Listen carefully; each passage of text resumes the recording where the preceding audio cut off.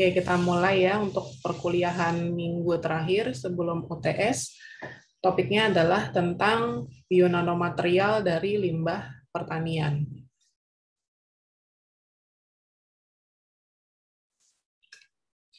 Oke, nah ini adalah outline yang akan kita pelajari hari ini.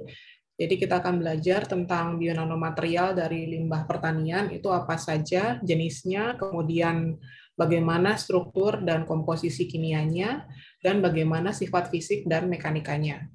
Kemudian material apa saja yang bisa kita sintesis dari limbah pertanian itu diantaranya adalah selulosa dan nanoselulosa, kemudian ada graphene oxide, ada amorfosilika, dan ada karbon nanomaterial. Nah, kesemuanya ini disintesis dari bahan biomasa limbah pertanian. Kemudian untuk selulosa dan nanoselulosa itu banyak sekali disintesis dari limbah kulit jeruk. Kemudian di sini juga ada berbagai macam pengaplikasian dari nanomaterial tersebut. Kemudian untuk material lain seperti grafin, kemudian amorfosilika dan karbon itu juga rata-rata terbuat dari biomasa limbah pertanian. Oke, sekarang kita masuk ke sifat mendasar dari limbah pertanian. Limbah pertanian itu adalah material organik yang diproduksi sebagai byproduct dari aktivitas agrikultur atau pertanian.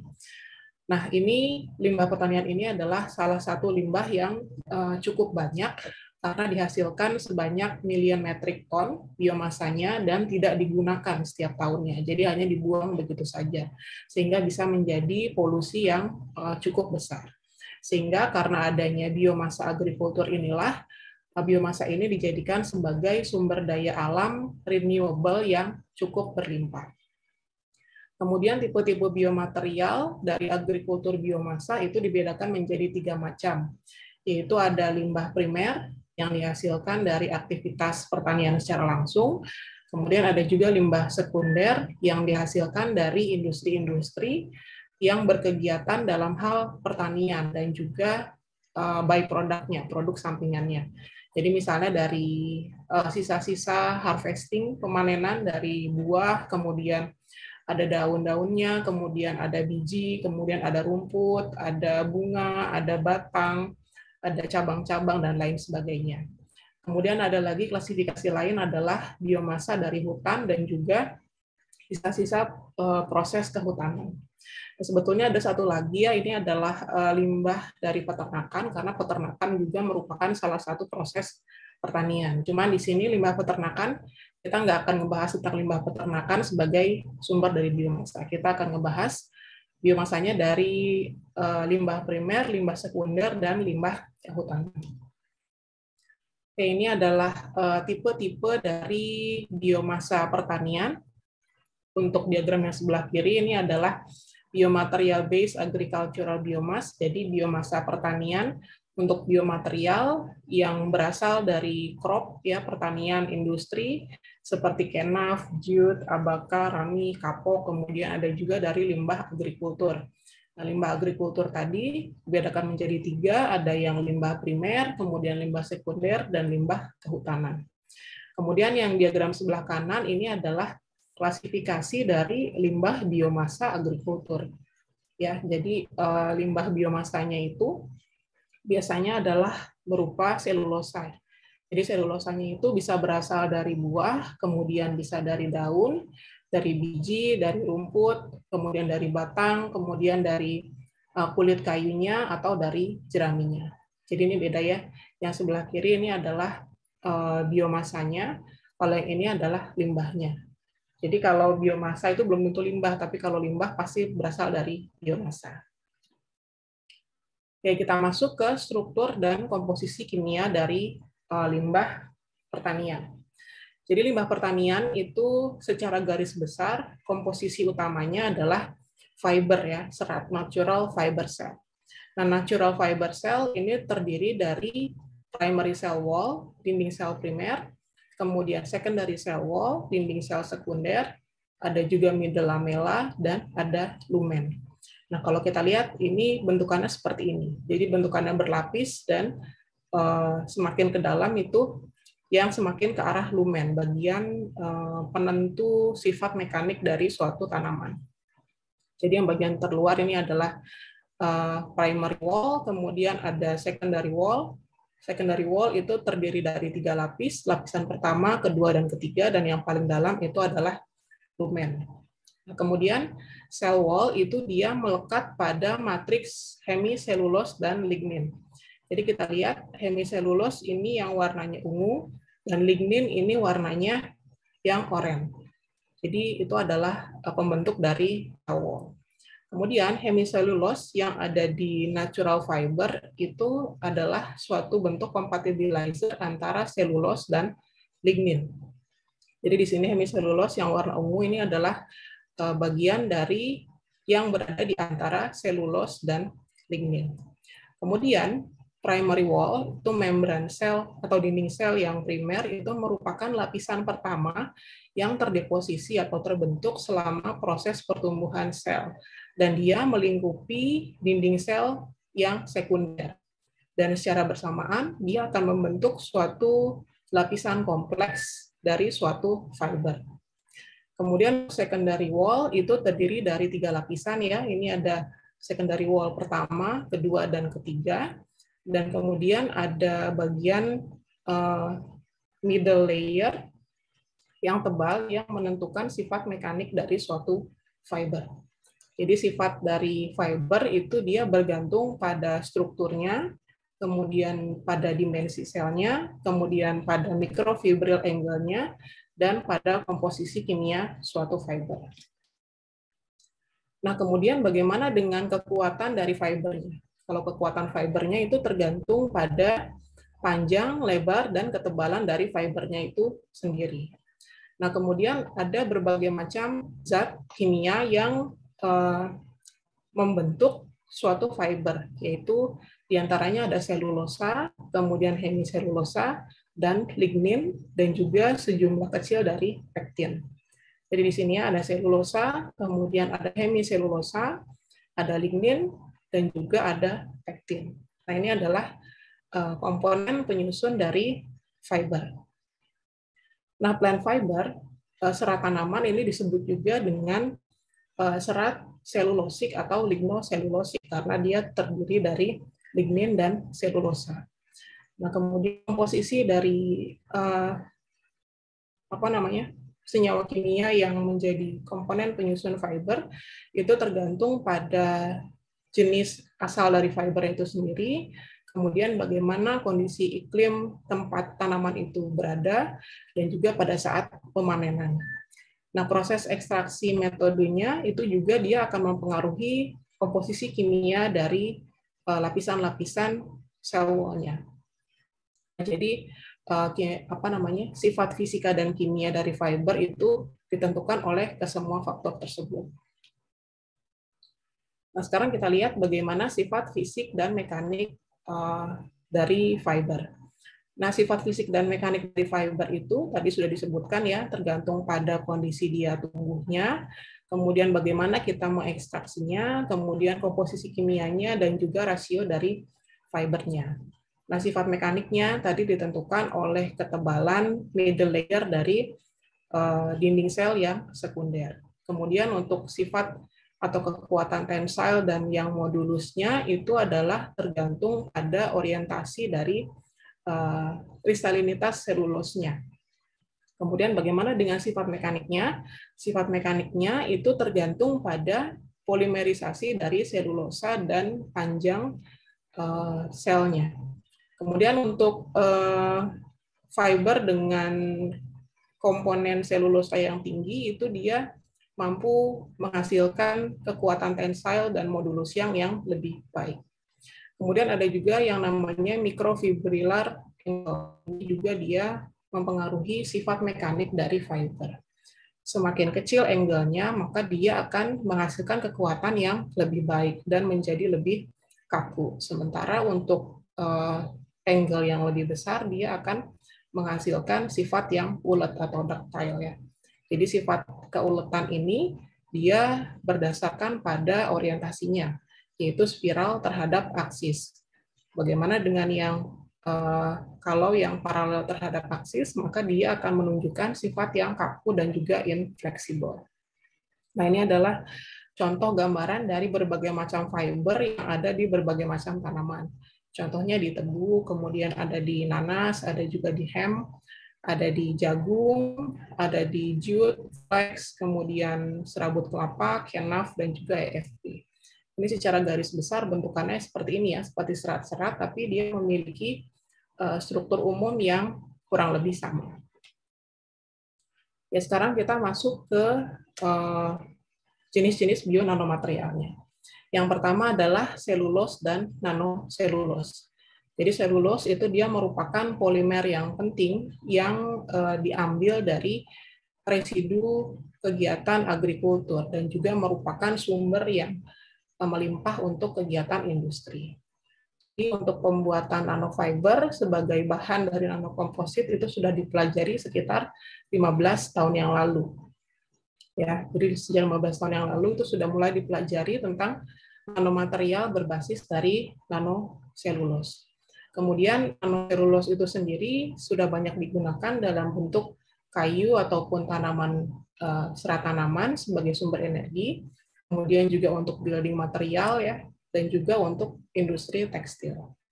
Jadi kalau kalian lihat misalnya di sini ada limbah daun, di daunnya itu kan ada sel-sel tanaman ya. Nah, bagian sel tanaman itu ada dinding sel, kemudian di dinding selnya itu dia terdiri dari selulosa. Selulosanya itu terdiri dari serat-serat yang namanya mikrofibril. Nah, kemudian serat mikrofibril ini kalau kita perbesar lagi, dia terdiri dari banyak sekali molekul selulosa. Nah, ini adalah rantai dari selulosanya itu sendiri. Nah, ini adalah struktur dari selulosa ya yang ada di dinding sel tanaman.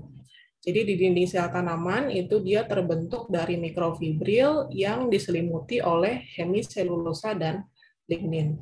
Kemudian selulosa itu sendiri adalah segmen yang fibrilar ya. Jadi bentuknya adalah seperti benang-benang seperti ini, fibrilar dari suatu sel tanaman. Kemudian bagaimana dengan rantainya? Rantainya itu adalah rantai linear polimer dari 1,4 link beta D glukopiranosil residu. Kemudian untuk rantai selulosanya itu sendiri, dia akan bergabung ya menjadi bentuk yang padat, bentuk mikrofibril yang padat, di mana di dalamnya itu terdapat ikatan hidrogen inter dan intramolekuler yang stabil. Kemudian untuk rantainya itu sendiri terdiri dari 100 rantai glukan yang secara bersamaan dia membentuk satu rantai kristalit. Nah, kristalitnya itu dia memiliki lebar sebesar 5 nanometer, tapi ini bergantung pada jenis selulosanya ya. Kemudian mikrofibrilnya panjangnya, diameternya juga terdiri dari 8 sampai 50 nanometer dan juga panjangnya dari beberapa mikron. Kemudian untuk berdasarkan pada struktur kristalnya, nanofiber ini dia menghasilkan kekuatan dari suatu tanaman. Nah, sifat-sifat mekanik dan kimia treatment juga dia akan memberikan perubahan terhadap struktur dan sifat kimia dari fibernya itu sendiri, sehingga nanti dia akan berefek terhadap sifat-sifat yang ada di komposit yang akan kita buat, gitu ya. Nah, untuk penelitian saat ini sudah banyak sekali dilakukan isolasi nanofiber dari tanaman yang kemudian digunakan sebagai filler dari biokomposit. Jadi ini struktur dari sel tanaman, kalau kalian sudah belajar di biologi dasar ya. Jadi satu unit ini adalah satu unit sel tanaman, kemudian selnya itu akan berhimpitan antara satu sel dengan sel yang lain membentuk suatu jaringan. Jadi di bagian paling luar sel itu adalah dinding sel yang dinamakan dengan primary wall. Kemudian bagian yang warna hijau ini adalah bagian dari dinding sel yang sekunder. Kemudian yang perbatasan antara satu dinding sel dengan dinding sel di sel tetangganya itu adalah middle lamella. Nah, kemudian organelnya itu adanya di mana sih? Jadi organelnya itu adanya di bagian tengah ini, yang ada vakuola, kloroplas, dan lain sebagainya. Jadi dinding sel tanaman itu kenapa sifatnya rigid ya karena dia memiliki selulosa yang banyak. Nah ini jadi seperti ini ya. Bagian inti selnya yang sitoplasma, vakuola, dan lain-lain itu adanya di bagian tengah. Dinding selnya itu sendiri dia sebetulnya tebal seperti ini, gitu ya. Nah, kemudian ini adalah gambaran, yang A ini adalah gambaran dari dinding sel yang primer, kemudian yang B ini adalah gambaran dari dinding sel yang sekunder. Sekarang kita lihat materi penyusunnya itu apa. Jadi ini bagian paling atas yang merupakan perbatasan dengan sel tetangganya itu adalah middle lamella ya. Kemudian ada primary cell wall, dinding sel yang primer itu terbuat dari bagian yang silinder ini adalah mikrofibril dari selulosa. Kemudian ada juga yang garis warna hijau ini adalah hemiselulosa dan juga di sini yang garis berwarna biru itu adalah pektin. Sekarang kita lihat bagaimana dengan dinding sel yang sekunder. Jadi setelah primary cell wall itu kan di bawahnya ada secondary cell wall ya. Unsur penyusun yang sama itu adalah yang bagian ini ya, yang bentuknya seperti tabung, itu adalah mikrofibrilnya. Tapi kalau kalian perhatikan coba, yang bagian primer ini mikrofibrilnya dia orientasinya tidak beraturan ya. Sedangkan yang di sekunder itu orientasinya beraturan, dia adalah saling silang. Kemudian ada juga struktur yang garis berwarna hijau, ini adalah hemiselulose. Jadi sama seperti di sini, ada hemiselulose juga. Kemudian di sini ada lignin, dia adalah rantai glukosa seperti ini ya. Dia tidak ada di bagian primer, tetapi ada di bagian sekunder.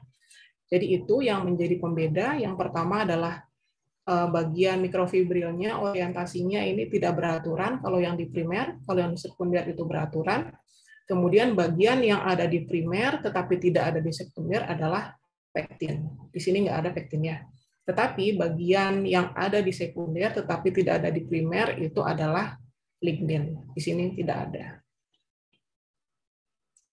Oke, sekarang ke proses ekstraksi dari selulos yang ada di serat tanaman. Itu sebetulnya ada berbagai macam metode yang bisa dilakukan. Di antaranya ada dengan ultrasonik, kemudian dengan cryocrushing. Jadi selnya itu dibekukan terlebih dahulu, baru dihancurkan. Kemudian ada juga yang menggunakan tekanan tinggi, ada yang menggunakan homogenisasi, granulasi, kemudian ada juga menggunakan treatment biologis seperti dengan penambahan enzim untuk hidrolisis dan juga penggunaan zat yang korosif untuk hidrolisis dari selulosnya. Jadi ini adalah contoh-contoh dari metode ekstraksi selulos dari sel tanaman. Kemudian metode yang paling umum digunakan adalah dengan cara ultrasonik. Jadi dengan ultrasonik, energi ultrasoundnya itu dia diubah ke rantai selulosa melalui suatu proses yang namanya kavitasi, yang dia bisa merubah arrangement, kemudian development, dan juga collapse dari masing-masing mikrofibrilnya. Dan dia akan mengubah sifat cavity terhadap airnya. Kemudian energi yang digunakan untuk proses kavitasi itu dinamakan dengan sonochemistry, yang dibutuhkan sekitar 10-100 kJ per mol. Jadi energi yang sebesar ini adalah energi yang digunakan untuk melepas ikatan hidrogen. Jadi ini adalah contohnya ya, ini adalah mikrofibril tadi untuk selulosa yang terkompaksi secara alami, kemudian dilakukanlah proses ultrasonikasi dengan menggunakan energi sonochemistry. Nah, jadi masing-masing seratnya ini dia akan dipecah ya, akan diuraikan. Setelah diuraikan nanti dia akan terbentuklah rantai mikrofibril yang tunggal. Nah, kemudian ada juga yang dengan menggunakan high pressure. Kalau dengan high pressure dari rantai mikrofibril yang tunggal ini bisa dipotong lagi menjadi bentuk rantai yang lebih pendek. Kemudian ini adalah contoh sumber dari selulosa dan nanoselulosa di tanaman. Contohnya itu ada di potato tuber, jadi ini adalah bagian tunas dari kentang ya. Kalau kalian punya kentang yang disimpan lama di kulkas, kemudian dia sampai bertunas, nah tunasnya ini adalah sumber selulosa dan nanoselulosa yang melimpah. Kemudian sumber lain ada dari kapas, jelas ya kapas itu dia mengandung selulosa. Kemudian ada soybean dari jenis kacang-kacangan, termasuk kulitnya juga dia mengandung selulosa yang cukup tinggi. Kemudian banana rachis ini adalah bagian tandan pisangnya. Kemudian ada dari kacang-kacangan, dari wood strands. Wood strands itu adalah dari serabut kayu ya. Kemudian dari wheat straw dari jenis jerami padi. Kemudian dari jenis jeruk dan juga jagung. Kemudian ada dari beetroot, kemudian dari mulberry tree, dari daun nanas, dan juga ada dari banana peel, dari kulit pisang.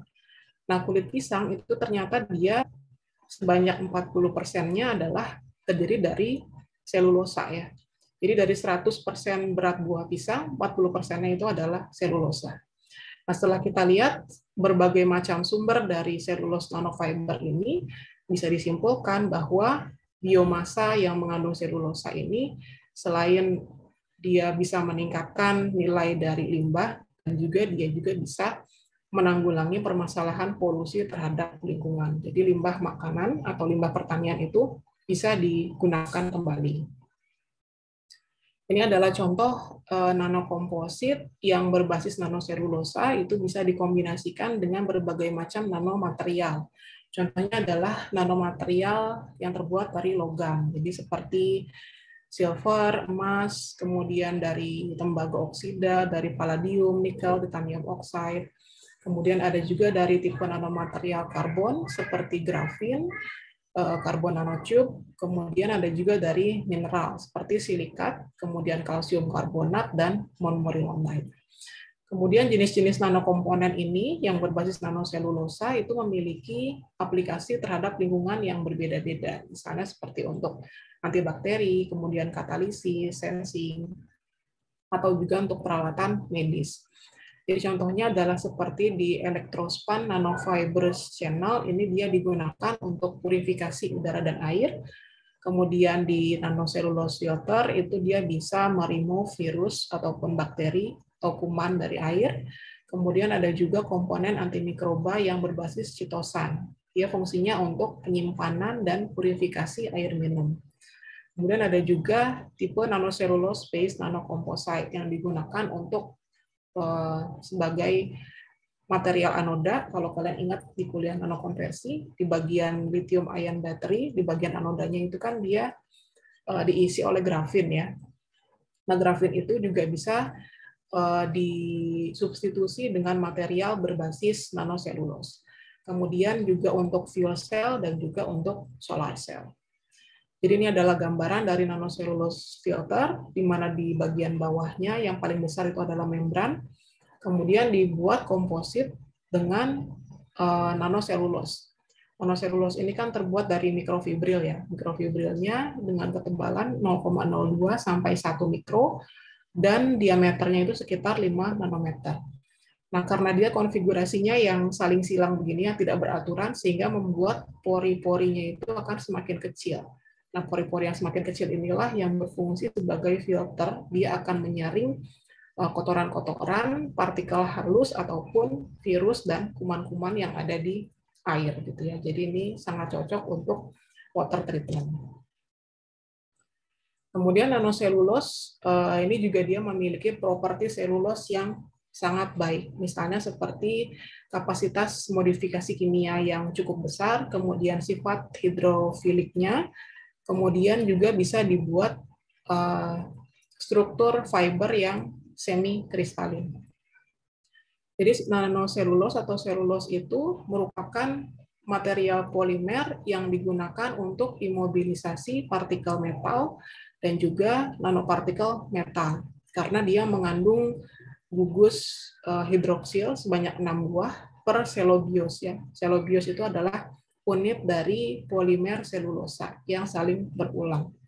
Dan dia juga memiliki sifat-sifat yang baik, seperti dia low density, memiliki kerapatan yang rendah, kemudian sifat mekanisnya yang bagus, kemudian value ekonomisnya yang tinggi, kemudian sifatnya yang non-toxic, kemudian dia bisa di renewable, dan juga dia adalah memiliki sifat biodegradable. Kemudian untuk proses produksi dari nanoselulos itu bisa dilakukan dengan cara metode hidrolisis menggunakan asam, yaitu di mana di dalamnya kita mengintroduksikan ada ion-ion negatif melalui asam, senyawa asamnya, sehingga dia bisa menghidrolisis selulos menjadi serat-serat nanofiber yang amorfos. Jadi bisa dipecah ya dari selulos, kemudian menjadi benang-benang mikrofibril, dan di situ kita bisa membuat amorfos nanofiber. Jadi ini adalah diagram tentang metode ekstraksi selulosa dari limbah pertanian. Jadi dari limbah pertanian, misalnya kayak tadi dari limbah kulit pisang ataupun dari tandannya, dari cangkang kelapa dan lain sebagainya, itu serat-seratnya akan kita pisahkan secara mekanik ya supaya lebih halus. Itu akan membentuk suatu pulp fiber. Dari pulp fiber ini kita bisa proses dengan berbagai macam metode. Bisa dihomogenisasi, kemudian bisa dengan menggunakan fermentasi secara biologis, bisa juga dengan hidrolisis ya, dengan penambahan asam, kemudian hidrolisis dengan penambahan basa, ada juga dengan penambahan ionic liquid, kemudian dengan proses enzimatis, dengan proses ultrasonik, dan lain sebagainya, sehingga didapatlah bentuk NCF, nanoselulose fiber, ataupun nanoselulose CNC, karbon selulose nano kristal seperti ini. Oke, jadi ini adalah metode-metode yang biasa digunakan untuk ekstraksi selulosa dari limbah pertanian. Ini adalah salah satu contoh biomasa yang digunakan sebagai sumber dari selulosa. Jadi kita tahu bahwa citrus atau orange peel, kulit jeruk itu merupakan sumber selulosa yang paling baik. Jadi kalau kita lihat di sini, kalau kita kupas jeruk ya, kulit jeruk itu kan terdiri dari dua bagian. Ada bagian yang dalam, yang warnanya putih, yang dinamakan dengan albedo, dan ada bagian luar, yang berwarna, memiliki pigmen. Ini adalah bagian flavonoid. Nah, keduanya ini dia memiliki jaringan selulosa yang cukup tinggi. Nah, bagian mana yang memiliki serat yang paling banyak itu adalah bagian yang berwarna putih. Jadi kalau di sini kita punya jeruk ini kalau sebelum dikupas, bagian yang kita pegang, bagian luar berwarna oranye itu adalah bagian flavonoid. Nah, flavonoid ini kalau kita perbesar, kita iris, bentukannya seperti ada bulir-bulir ya, yang kalau kita pencet itu dia biasanya mengeluarkan cairan lengket seperti minyak. Nah, minyak itulah yang dinamakan dengan essential oil. Jadi bagian flavonoid itu dia kaya akan essential oil, kemudian kaya akan fenol, flavonoid, dan karotenoid. Sedangkan bagian yang warna putih, yang albedo, yang tebalnya juga lebih tebal dibandingkan dengan flavonoid, dia adalah sumber selulosa yang sangat baik. Di sini dia ada pektin, kemudian ada selulose, hemiselulose, lignin, dan juga serat-serat lain. Jadi tipe-tipe jeruk, citrus, kemudian jeruk lain, misalnya seperti kayak jeruk Bali, itu kan kulitnya sangat tebal ya. Nah, bagian albedonya inilah yang merupakan bagian selulosa yang paling tinggi. Nah, kemudian ini adalah salah satu contoh proses pemanfaatan kulit jeruk. Jadi kalau kita tahu minuman orange juice ya, jus jeruk itu adalah salah satu minuman yang sangat kaya akan nutrisi dan itu sudah digunakan oleh semua orang di seluruh dunia. Nah, setelah proses ekstraksi dari jusnya, sebanyak setengah dari berat basah buahnya itu dikonversi ke proses CPWO. CPWO itu adalah Citrus Processing Waste from Orange. Jadi pemrosesan limbah kulit jeruk itu dia biasanya digunakan sebagai material yang sangat murah, kemudian juga sangat baik untuk proses produksi dari bioetanol.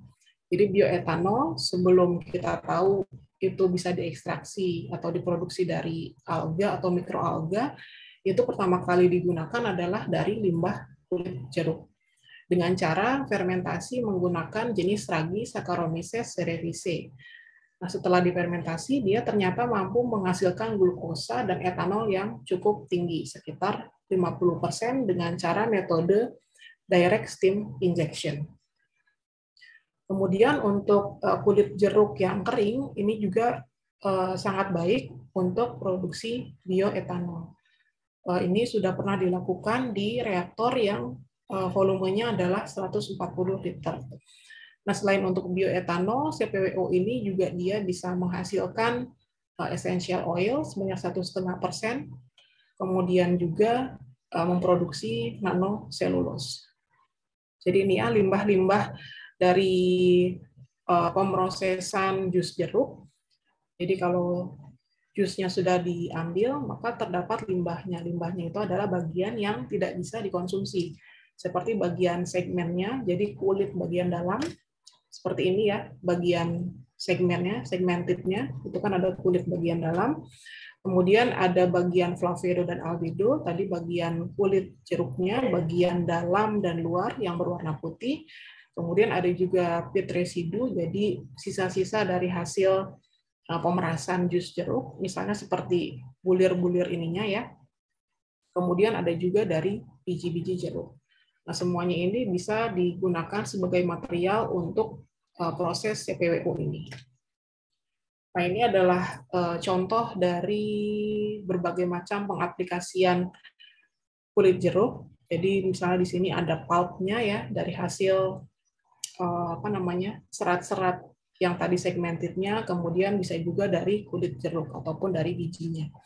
Jadi kalau yang orange peel waste itu bisa diambil essential oil-nya bisa digunakan untuk pelarut ataupun dia untuk aromatik. Kemudian bisa juga diekstrak senyawa polifenolnya, dia digunakan untuk antioksidan, antimikroba, kemudian produk-produk farmasi.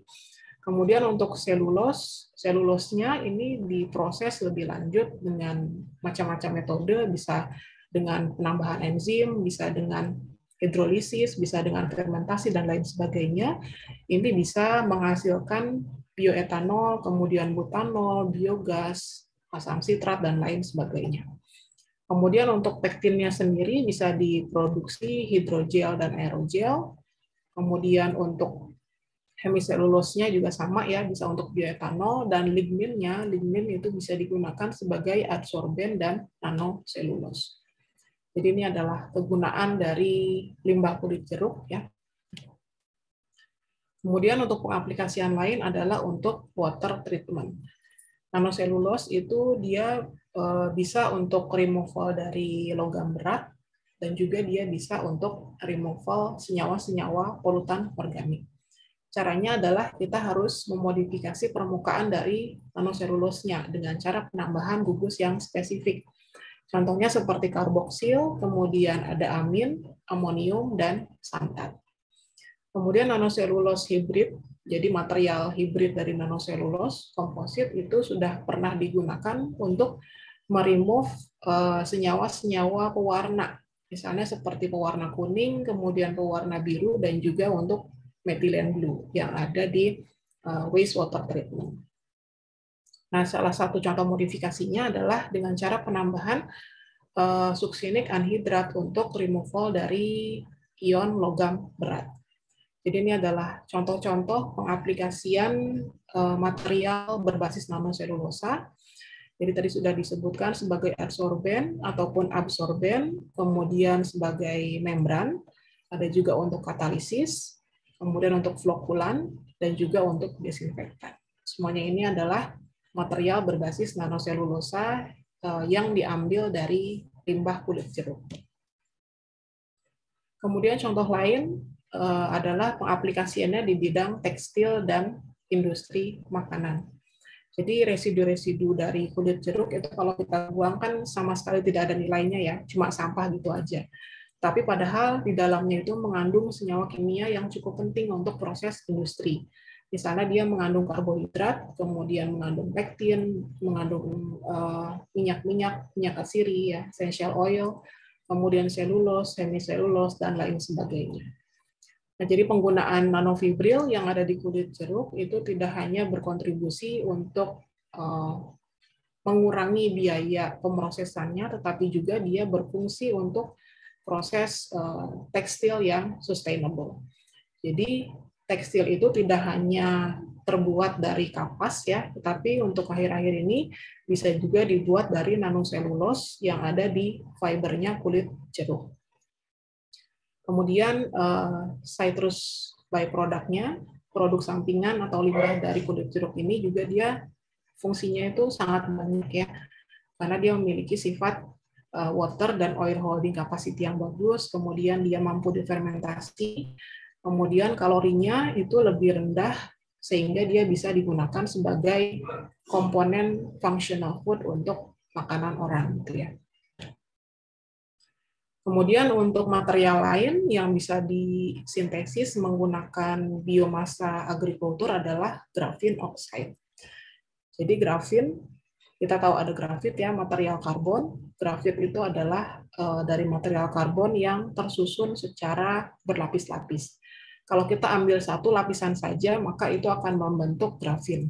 Jadi grafin itu adalah senyawa yang memiliki ketebalan satu atom, tetapi dia dimensinya adalah 2 dimensi, yang terbuat dari jenis karbon yang tersusun dengan rapi, sehingga dia terorganisir dalam bentuk yang heksagonal, seperti grafit. Jadi grafin kalau ditumpuk, itu akan membentuk grafit. Kemudian sifat dari grafin itu dia sangat ringan, tapi memiliki kekuatan yang sangat baik. Dari 1 meter persegi lembaran grafin itu dia beratnya hanya sekitar 0,77 mg. Nah, karena dia memiliki sifat kekuatan yang baik, tapi sayangnya untuk proses produksinya dia cenderung mahal dan juga cenderung sulit. Nah, salah satu contoh produk turunan dari grafin itu ada grafin oxide dan ada reduced grafin oxide. Ini adalah salah satu contoh modifikasi dari grafin dengan gugus fungsi tertentu. Jadi grafin oxide ini dia adalah satu lapisan yang single atom yang merupakan hasil dari oksidasi grafit. Kemudian grafin oxide dan reduced grafin oxide itu dia tersedia di berbagai macam limbah. Di sana limbah-limbah pertanian, kemudian limbah-limbah yang memiliki sumber karbon yang tinggi. Misalnya dari limbah peternakan, kemudian limbah tanaman, dari daunnya, dari batang, kayu, kemudian buah, dan juga dari limbah-limbah semi-industri, contohnya seperti pengolahan kertas. Kemudian dari sekian banyak jenis limbah pertanian, yang paling banyak itu adalah rice husk, ya, dari sekam padi. Nah, ini adalah material yang sangat baik, di mana di dalamnya terdapat banyak material karbon dan silika. Nah, salah satu contohnya pemrosesan dari rice husk atau sekam padi itu adalah dengan cara metode kalsinasi dan juga aktivasi dari senyawa kimia. Kemudian material lain ada amorphous silika, nanopartikel amorphous silika. Jadi amorphous silika ini sudah banyak sekali dieksploitasi, digunakan karena aplikasinya di bidang elektronik dan juga industri, karena memiliki sifat semikonduktor yang baik. Kemudian beberapa metode itu bisa dilakukan untuk mensintesis amorphous silika, termasuk di dalamnya ada sol gel, kemudian stauber, dan juga metode thermal decomposition. Nah, amorphous silikat nanopartikel ini dia memiliki sifat yang bagus, seperti dia non-toksik, kemudian memiliki luas permukaan yang besar, dan juga sifat fisikokimia yang baik, sehingga dia banyak sekali digunakan sebagai molecule carrier atau pembawa ya. Nah, sumber-sumber yang mengandung silikat yang tinggi contohnya adalah dari bagal jagung ya, bagian tengahnya jagung, kemudian dari sekam padi dan juga dari jerami. Jadi kalau di bagal jagung itu silikanya ada sekitar 48%, kemudian kalau di sekam padi itu dia selulosanya ada sekitar 35% dan silikanya kalau kita bakar menjadi abunya itu ada sekitar 94%, dan untuk jeraminya itu silikanya ada sebesar 74%. Nah, sekarang material lain adalah material karbon. Material karbon ini dibedakan menjadi 2, ada tipe activated carbon atau karbon aktif, ada tipe black carbon. Jadi activated carbon itu adalah klaster dari senyawa absorben ya, yang sifatnya adalah kristalin dan kemudian dia memiliki struktur pori internal yang sangat banyak dan besar, sehingga dia dinamakan sebagai karbon aktif. Jadi karena namanya karbon aktif, sehingga dia definisinya adalah material karbon yang sudah melalui proses karbonisasi, yaitu proses pembakaran dengan temperatur yang sangat tinggi, yaitu di suhu 600 sampai 1200 derajat Celcius.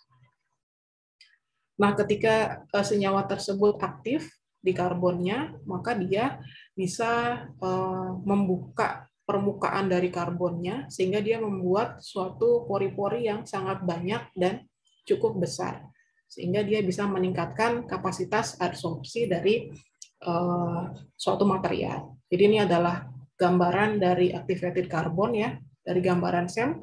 Kita lihat si karbonnya itu bentukan permukaannya dia tidak rata, tapi dia memiliki banyak mikropori yang berukuran sangat kecil.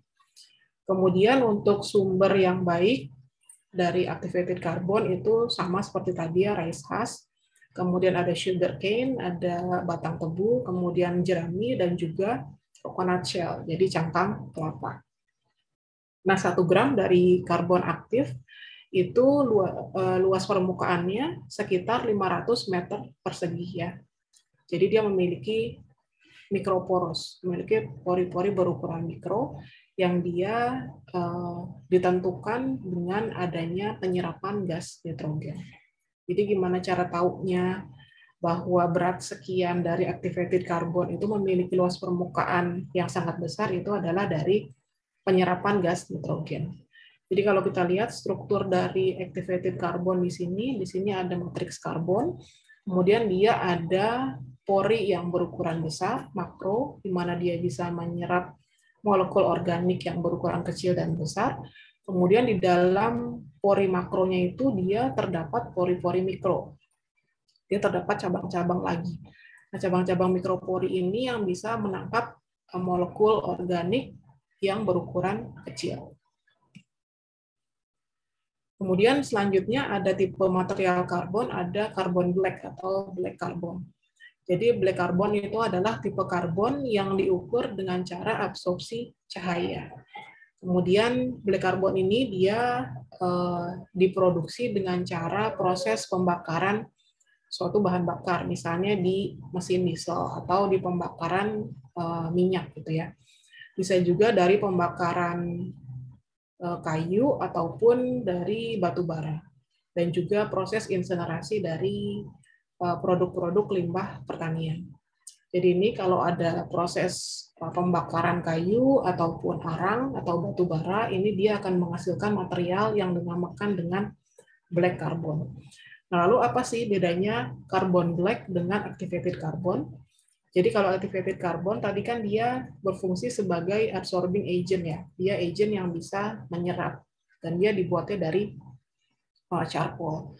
Kalau carbon black dia adalah hasil dari pembakaran petroleum product ataupun dari pembakaran kayu.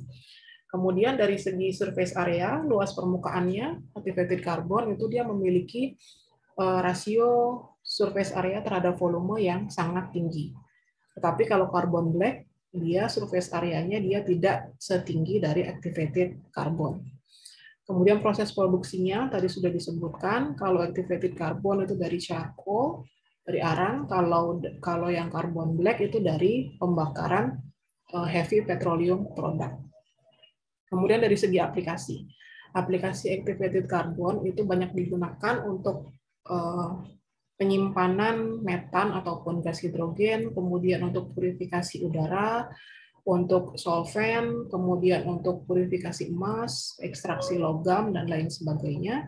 Sedangkan untuk yang carbon black ini biasa digunakan untuk produk-produk dari filler untuk ban, kemudian untuk produk yang berbasis karet, kemudian juga bisa digunakan untuk pigmen pewarna, misalnya di cat, kemudian di barang-barang plastik, di tinta pewarna, dan lain sebagainya. Jadi itu yang menjadi pembeda antara carbon black dengan activated carbon. Oke, materi kita untuk bionanomaterial dari limbah agrikultur sampai di sini ya. Apakah ada yang mau ditanyakan terkait dengan materi hari ini?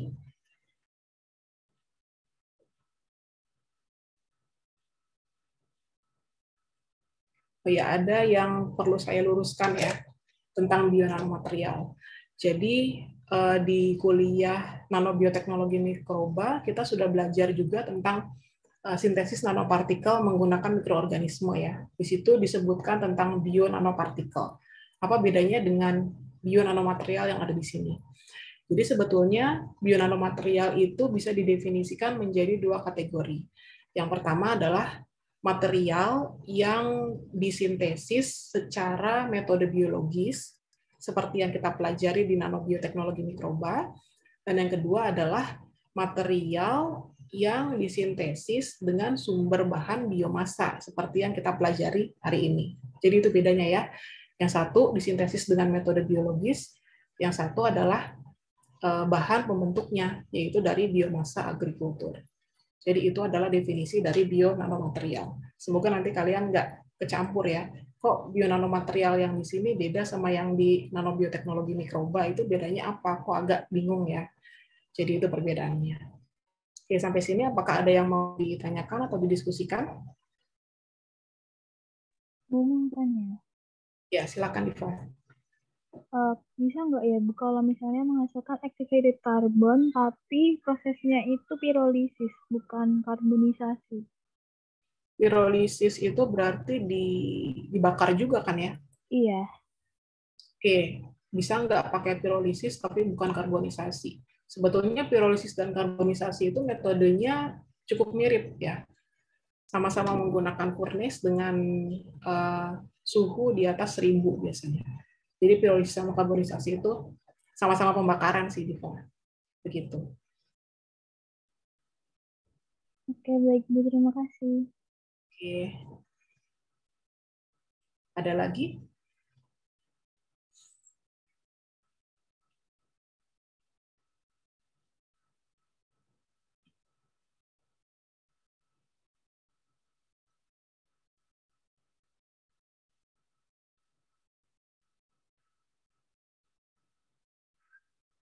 Nanomaterial yang paling banyak diambil dari biomasa pertanian memang yang tipe nanoselulose ya. Kalau yang tadi grafin, kemudian amorfosilika itu tidak sebanyak nanoselulose, tapi memang ada gitu. Jadi kalau kalian misalnya baca artikel ataupun baca buku, itu rata-rata nyebutinnya selulose lagi, nanoselulose lagi, nanofiber lagi, itu memang karena mayoritas yang dieksploitasi dari biomasa limbah pertanian itu adalah tipe yang nanoselulose dan nanofiber. Gitu. Ya, ada lagi yang mau ditanyakan terkait bionanomaterial dari limbah pertanian?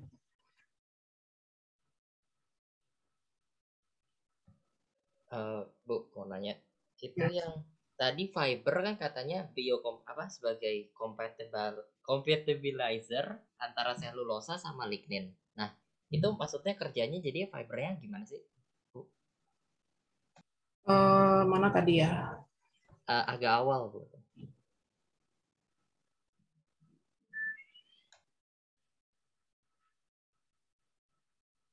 Compatibilizer mana tadi ya? Oh, ini dia. Ini ya, hemiselulose yang ada di natural fiber itu dia berfungsi sebagai compatibilizer antara selulose dan lignin. Selulose dan lignin. Jadi bagian yang hijau dan bagian yang oranye itu ada bagian yang ungu. Iya, dia sebagai compatibilizer itu artinya jadi dia apa ya? Menyangga gitu loh. Dia sebagai komponen yang menjembatani antara atau yang mengikat di antara selulose dan lignin. Jadi fibernya itu kan dia satu struktur seperti ini itu adalah satu struktur fiber ya. Jadi kalau kita lihat di struktur yang ini dari dinding sel kemudian ada benang mikrofibril. Nah, kemudian dari mikrofibril ini kan ada molekul selulosa. Nah, dari satu benang itu itulah satu unit dari fiber ya. Nah, fiber itu isinya adalah si lapisan-lapisan ini, dinding selnya. Begitu. Dan si hemiselulosnya itu dia adalah perekat antara lignin dengan selulosa. Jadi begitu, Jofrian. Apa bisa diterima? Iya, Bu. Udah. Terima kasih. Ada lagi? Bu mau tanya lagi. Ya, silakan. Ini kan misalnya dalam jagung gitu ya Bu ya. Itu kan fiber. Jadi sebenarnya bentuknya tuh belum nanofiber gitu. Jadi kita harus mengolah lagi si nanofiber atau sebenarnya udah dalam bentuk nanofiber. Oke. Jadi kalau misalnya kayak si rambut-rambut jagung gini ya, kayak gini kan dia sebetulnya udah serat-serat yang bisa kita pisahin sendiri. Nah, satu benang fibernya ini belum bisa dikatakan sebagai nanofiber. Nah, kita tuh harus memecah si benang ini supaya selulosanya itu kan terekspos ya. Jadi satu fiber yang tadi jagung itu kan isinya adalah benang-benang selulosa. Nah, inilah yang harus kita hidrolisis tadi dengan cara penambahan asam atau penambahan basa atau ultrasonikasi dan lain sebagainya. Jadi mungkin kalau kita sebut satu benang jagung itu, rambut jagung itu adalah apa ya, makrofiber mungkin, nggak tahu juga ya. Jadi pokoknya itu satu rambut itu terdiri dari berbagai macam atau banyak dari benang mikrofibril ini. Kayak yang mana ya? Nah, kayak yang ini. Jadi kan satu rambut itu terdiri dari banyak serat ini ya. Nah, untuk membuat nanofibril atau nanofiber atau nanoselulosa itu kan harus kita pecah sehingga bentukan fibernya itu menjadi rantai yang tunggal gitu. Nggak lagi bentuk yang kompak seperti ini. Jadi seperti itu, Diva. Jadi belum berbentuk nano ya, kalau satu rambut, satu helai itu belum berbentuk nano. Terima kasih. Oke, ada lagi? Bu mau bertanya. Ya, silakan. Tadi yang diberi asam itu yang dimanfaatkan negatifnya itu maksudnya gimana, Bu? Apa ya? Yang tadi yang Asid hidrolisis ya. ya itu negatif ionnya itu maksudnya gimana, Bu? Oke, jadi asam itu kan sebetulnya ada proton ya. Misalnya asam yang digunakan itu asam tipe organik ataupun asam kuat. Nah, proton itu kan dia adalah sebagai elektron donor yang baik ya. Masih ingat di praktikum untuk proses hidrolisis kan? Dia adalah elektron donor yang baik. Kemudian dari elektron donor tersebut bisa digunakan untuk memecah si rantai selulosnya itu menjadi bentuk nanoselulos. Jadi ion negatifnya itu berasal dari hidrolisis asam. Asam itu kan misalnya H berapa gitu ya.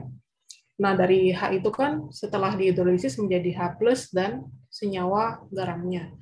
Nah, H+ itu untuk menjadi reduktor itu dia akan menjadi elektron donor. Begitu ya. Jadi bisa diterima nggak? Bisa kebayang nggak prosesnya? Kayak di praktikum gitu loh. Praktikum yang mana, Bu? Yang dulu pakai bakteri itu atau? Yang ini loh, sintesis emas pakai bakteri. Nah, iya, Bu. Nah, itu kan dia pakai asam format ya. Asam formatnya itu kan kemudian berfungsi sebagai elektron donor karena dia menyumbang H+. Yang menyumbang H+-nya itu adalah untuk menjadi reduktor, dia akan mendonorkan elektron. Betul nggak, Iri? Iya, Bu. Nah, itu adalah proses hidrolisis ya. Nah, itu setelah itu dari asamnya itu dia mendonorkan elektron, elektronnya itulah yang akan menghidrolisis rantai dari selulosanya sehingga membentuk nanoselulos. Bisa diterima ya, Yeri? Bisa, Bu. Terima kasih, Bu. Ini yang dari rantai selulos panjang, dia kan terdiri dari polimer. Nah, untuk memecahnya menjadi rantai yang pendek, dia kan harus mengalami hidrolisis karena kita akan memecah ikatan hidrogennya, gitu ya. Oke ya, Yere, bisa diterima? Bisa, Bu. Oke, Terima kasih, Bu. ya. Ada lagi yang masih kurang jelas?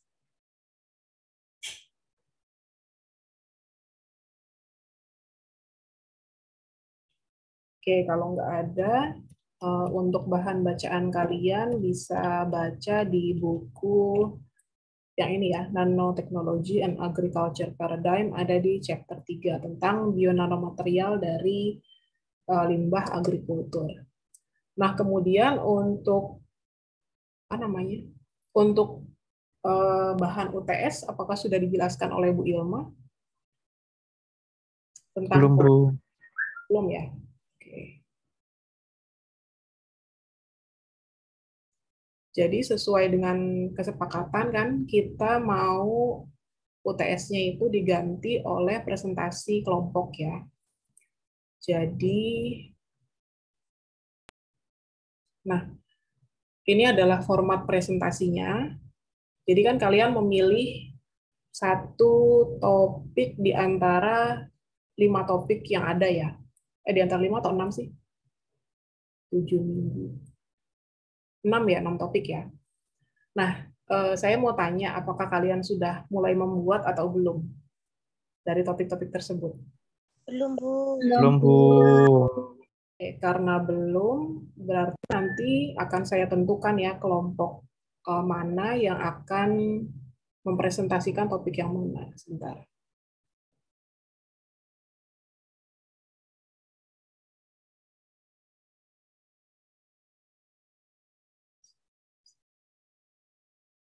Satu, dua, tiga, empat, lima, enam, tujuh.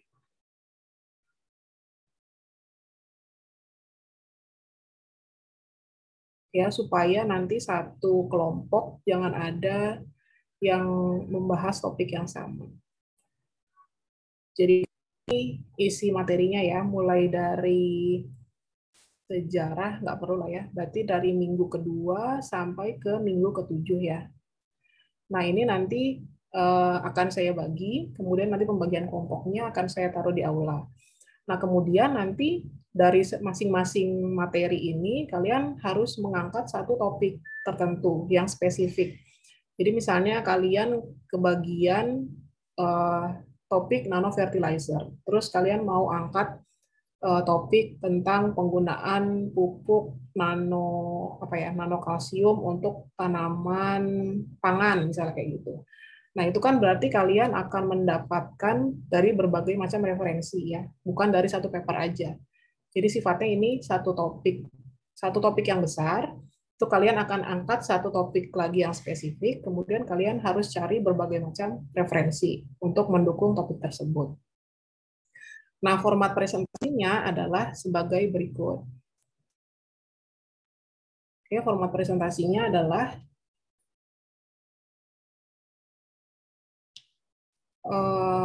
ini adalah yang akan dinilai ya. Jadi tentang penyampaian, bagaimana cara kalian menyampaikan ke audiens, termasuk di dalamnya adalah gesture sama bagaimana cara kalian berbicara dengan jelas. Kemudian slide PowerPoint yang disajikan, kemudian ada juga ketepatan waktu. Nah ini ada poin-poin, sudah saya tuliskan di sini untuk penilaian saya dan Bu Ilma. Kemudian dari segi isi adalah kalian bagaimana cara mengambil topik yang mutakhir, yang paling baru, atau kasus yang diangkat itu seperti apa. Kemudian isi atau konten dari materi yang dibahas. Kemudian dari segi penguasaan materi, ini poin yang paling besar, 50 poin. Di sini masing-masing anggota kelompok akan sangat berperan ya untuk menentukan nilai. Jadi bagaimana kemampuan dalam memahami materi, kemudian bagaimana kemampuan dalam mempertahankan argumentasi, karena pasti akan ada tanya jawab, sesi diskusi. Kemudian bagaimana keaktifan tiap anggota kelompok untuk menjawab. Jadi penilaiannya ini tidak hanya dilakukan atau dibuat secara per kelompok, tapi juga nanti per individu akan kami nilai. Kemudian bagaimana ketepatan dalam menjawab pertanyaannya. Nah, isi dari PowerPoint-nya itu adalah bagian pendahuluan, di dalamnya ada latar belakang dan tujuan.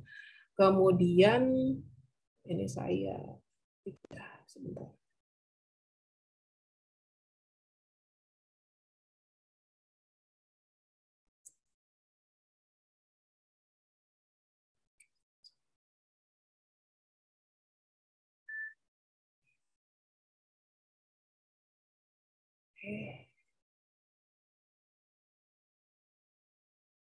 Latar belakang dan tujuan.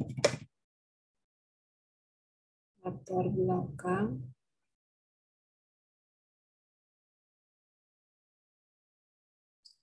Apa sih? Latar belakang dan tujuan.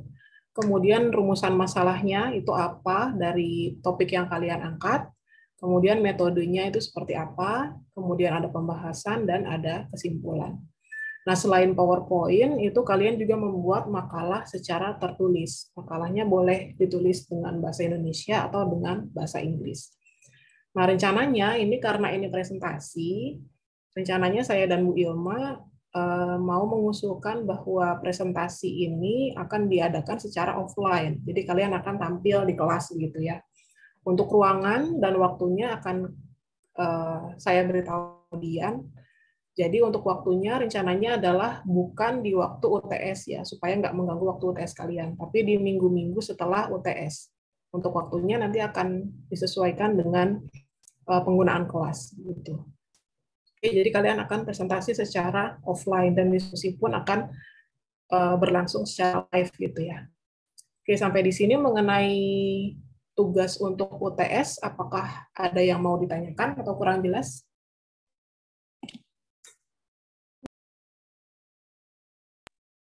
Izin bertanya, Bu. Ya, silakan. Berarti ini tuh konsepnya lebih ke literatur review gitu ya, Bu ya, bukan mengangkat suatu ide yang original dari kita gitu. Oh, bukan. Jadi misalnya kasusnya apa, kalian habis baca apa gitu, oh mau ngangkat topik ini nih, terus kalian bahaslah. Cari referensinya dari berbagai macam paper ataupun dari buku atau dari artikel atau misalnya kasus di negara apa itu boleh, silakan kalian bahas gitu. Jadi bukan ide original gitu ya, bukan ya, tapi kasus. Ya, Terima kasih. oke. Bu, ingin bertanya. Ya, silakan. Ini berarti tetap 5 slide aja ya, Bu? Berarti setiap slide isinya satu-satu itu, Ibu? Ya, setiap slide isinya satu atau saya batasi mungkin ya.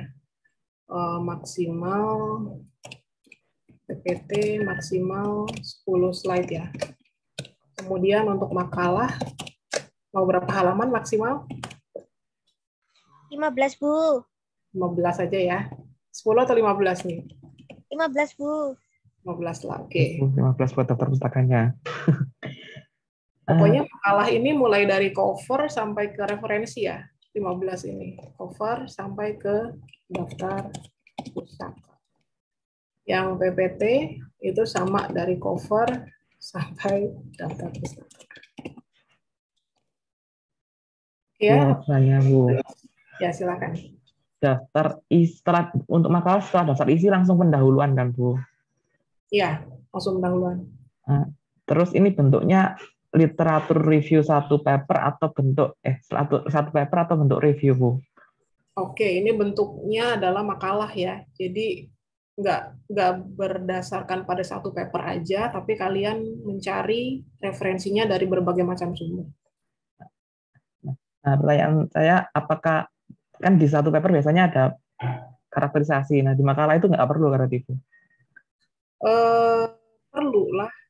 Kalau misalnya kalian mau membahas topik apa, kalian misalnya nemu di paper A itu metodenya pakai Sol-Gel misalnya, terus di paper lain untuk sintesis ini pakai metode Stauber gitu, kalian tulis aja metodenya yang pernah dipakai itu metode ini gitu. Oh, berarti seperti review ya, Bu? Ya, betul. Oke, baik, Bu. Oke. Ada lagi? Bu mau tanya. Ya, silakan. Nanti kalau misalnya presentasi itu nggak boleh Mbak kertas kalau takut ngeblank gitu loh, Bu. Praktekan gitu, tak? Iya. Boleh nggak ya? Ya, Boleh Kan aja. Bu, cuma Tapi buat ngeblank gitu, Bu. gimana? Kan nggak buat baca, cuma kalau ngeblank gitu loh, Bu. Iya kan nanti pasti makalahnya kalian bawa kan ya pas hari H. Oh, makalahnya Nah, gitu. itu boleh. Makalahnya dibawa pada saat kalian presentasi. Nanti sesudah presentasi dikumpulkan. Oke, Bu, makasih. Oke. Jadi ingat ya, ini penilaiannya nggak cuma penilaian kelompok, tapi penilaian individu juga. Ini poin-poinnya sudah saya jelaskan di sini. Jadi nggak ada cheating atau subjektif ya, karena saya kenal sama Diva atau karena saya kenal sama Oyen, ini nilainya bagusin gitu. Enggak lah. Tapi ini tergantung pada rubrik penilaiannya seperti ini. Oke, ada lagi? Jadi dipersiapkan dengan baik ya untuk tugas pengganti UTS ini, karena ini akan menjadi nilai UTS. Oke, ada lagi yang mau ditanyakan tentang tugas UTS? Presentasi makalah. Bu, Ini berarti itu nggak ada di aula ya, Bu? apanya? Ini pengumpulannya. Pengumpulannya nanti soft copy-nya dikumpulkan di aula, hard copy-nya dikumpulkan saat hari H. Deadline kapan, Bu? Deadline-nya nanti kalau pada saat UTS, keberatan nggak? Kelihatan, Bu. Kelihatan Bu. Kalau begitu, mungkin pada saat tampil aja kali ya, deadline ngumpulin di aulanya juga. Setuju, Bu. Ya, Bu, setuju. Makasih Bu. Kurang baik apa coba? Tinggal Makasih, Bu. Makasih Bu. ya, ada lagi nggak? Ini offline.